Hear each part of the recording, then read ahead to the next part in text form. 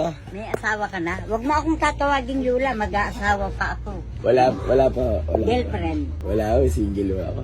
Pag makakita ka ng girlfriend, sabihin mo, ketchup ka ba? Pag Bakit? sumagot bakit, sabi mo pasawsaw ng hotdog mo. O, alin malapit? Buwan o Mindanao? Mindanao. Wrong. Wrong, Lola. Bakit? Tuturo ko sa inyong tamang answer. Malapit ang buwan kasi natatanaw mo. Natatanaw mo ba Mindanao? Hindi. One more.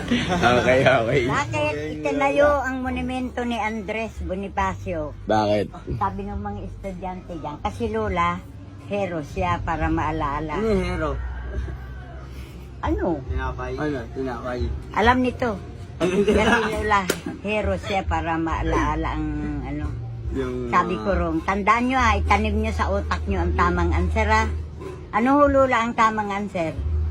Sasampalin ko kayo kako, wag nyo akong tatawaging Lola.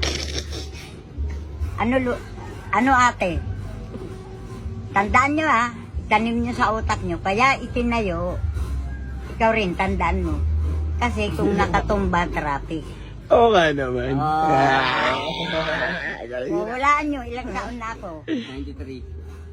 O, love scars ko muna na Ikaw? Siguro mga 70.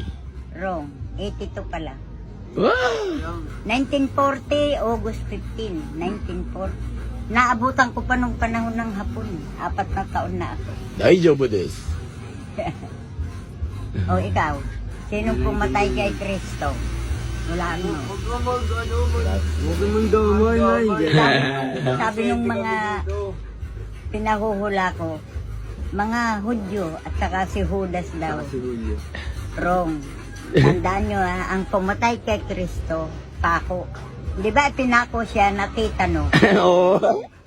Joke lang. Ito pogi, pag mga nakakuninong ka. Oo, sige.